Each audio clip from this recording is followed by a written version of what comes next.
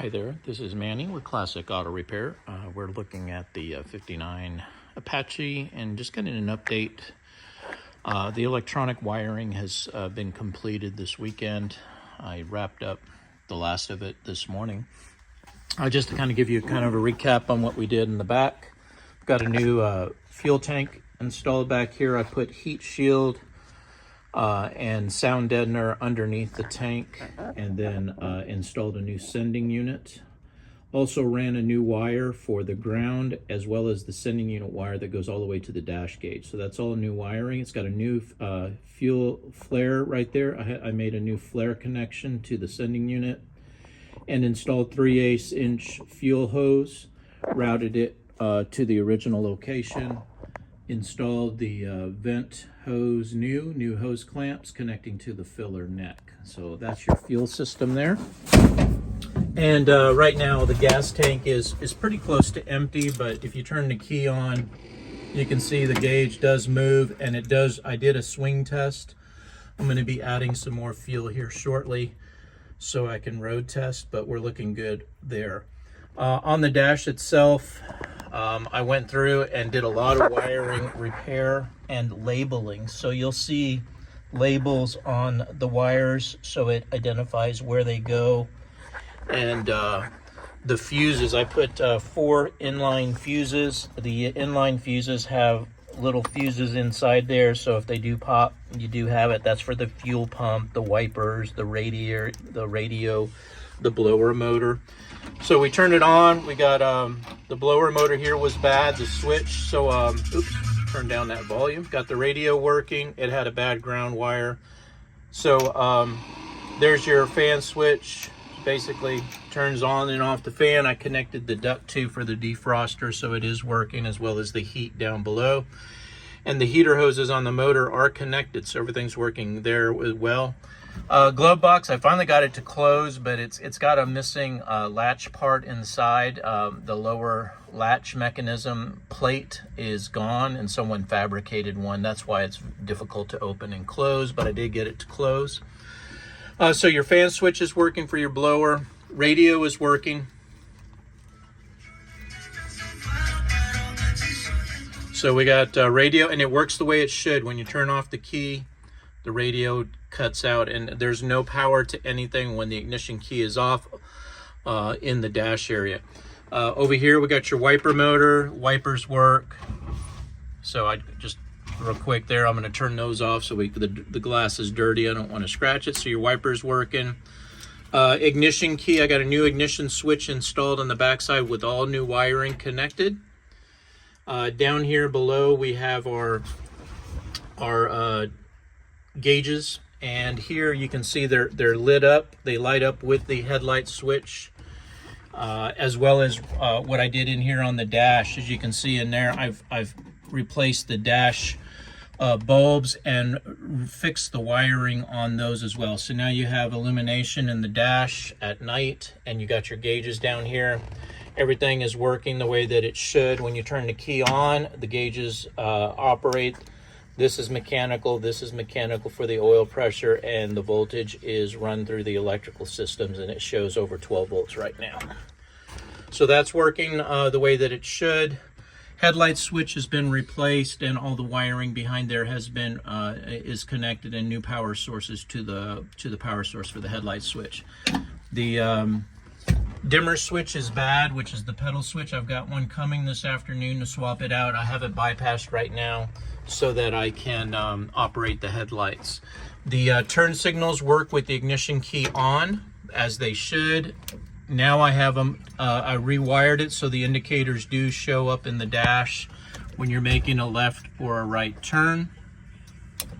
Hazard lights work as well, so you're looking good there too. The horn worked. Put the new horn relay in, and it's working the way that it should as well.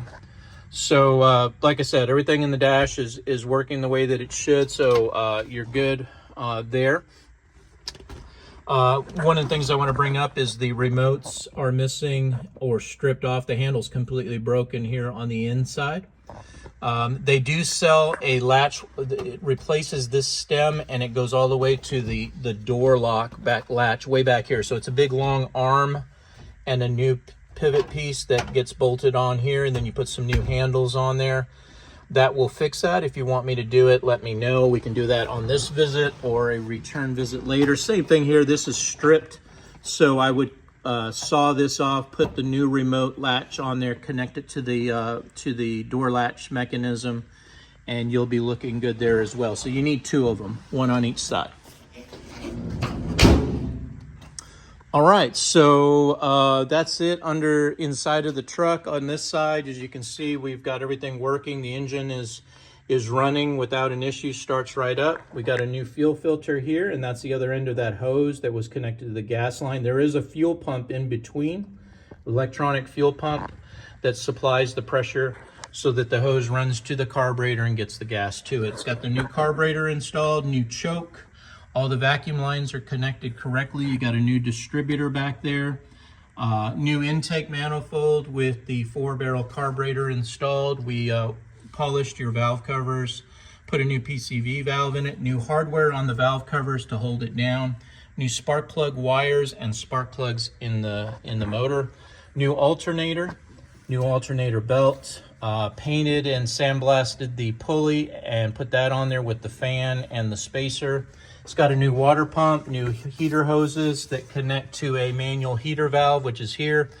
All the way up is open, so it's providing heat from the motor to the heater core inside of the cabin. During the summer, you just turn this clockwise all the way down and it shuts the valve off so that you're not getting excessive heat inside of the cabin.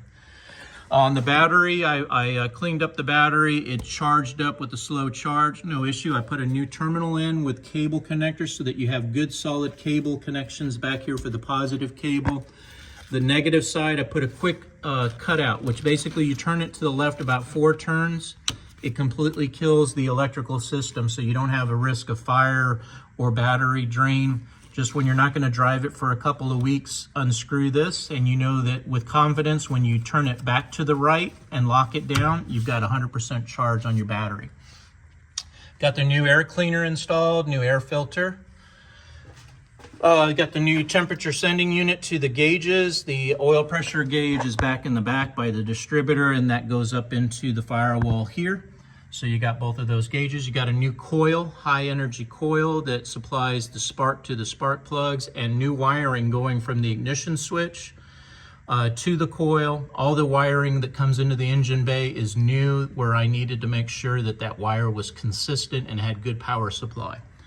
Over here we got the new horn relay and tested the horns are working. I'm bypassing the dimmer switch on the headlights. That's what's right back in here. It's broken, that's why it's not working. That's the other part of it right there. And I'll be swapping that out so that the headlights go from high beam to low beam. Let's see, towards the front, you got your new radiator up front. You got your new hoses on there. The horn, I mounted onto the front radiator support and made sure that it was working as well. Here's your overflow bottle. Just like new cars, you want to keep it about halfway. You don't have to fill the radiator up here. Just keep this halfway. It will suck up the coolant into the radiator if it ever gets low. So just kind of keep that monitored, and it's real easy to check. Keep track of everything there. That's about it under the hood as far as what we did under here. Again, it's starting right up now with no issues. Like I said, I only got about a gallon of gas in it right now, but I'm getting ready to add some more fuel into it. But she starts right up.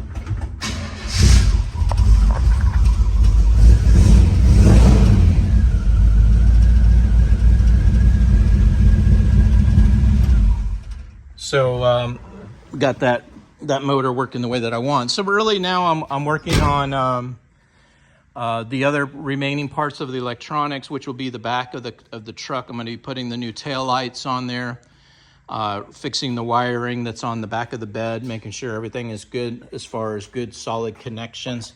I cut out a lot of bad wiring that just had bad connections or loose connections, and put new wires in there. This is the old headlight switch, the old sending unit for your gas tank, old distributor stuff, the old fuel filter, so that you can kind of see your old horn relay for your horn, old flasher that was broken and wasn't letting the turn signals work. So again, all your old parts are here. Don't have a lot left. Got to work on the transmission. Be putting a transmission service kit in it, new filter, new seal. Got a brake light switch. As I said earlier, I got to put the new tail light switches, the new license plate light so that it's legal. And a little work on the brakes. Got to get the emergency brake system up and working for you. And we'll be looking good there. So, well, I have this other, I got this 49 GMC here. And it has the shifter assembly that I would like to put in your truck, except with a shorter stem. They put a big, crazy gear shift on this, but this is the low car shifting system that goes on top of the R700 transmissions. And what I'll do is I'll put that whole bracket system in there, adjust it to the linkage and rod there, and then it gives you a real nice steady flow between going into the transmission, but gets you that stem up higher. I'm going to go with the 16-inch stem, which is going to put it about, let me back off the camera. 16 inches is going to come up to about right here, which is above the seat. And this one here is like the 24, 26. It's crazy. It's above the dash. I wouldn't run one that big. It kind of gets in the way. But anyway, I wanted to show you what the transmission looks like. This is a picture of one with the smaller stem on it. It kind of gets you an idea of what we're going to be doing for that floor shifter. So I'll have to gut all that out, and I'll be making a request for another payment so we can knock that that parts, get that ordered and shipped over here so I can get that installed. So like I said, we're looking pretty good on the truck. Just wanted to get you a nice update and show that we're pretty close. My punch list is getting down now. Sending units done. Gas tanks done. Fuel pumps installed. I've got the emergency brakes to do, the tail lights. Brake lights work, but I need to check the switches. It needs to be replaced. Headlights need a dimmer switch. Turn signals are done, park lights are done, horn is working, and the rest of the items there are finished. Exhaust, I gotta fix some brackets while I have it up on the lift. Put that park license plate light on there, and get your brake separator brackets in the drums on the rear brakes so I can make the emergency brake work. But yeah, the list is getting smaller, and I'll keep updating this and get back to you. This is Manny with Classic Auto Repair. Hope you enjoyed watching. Bye.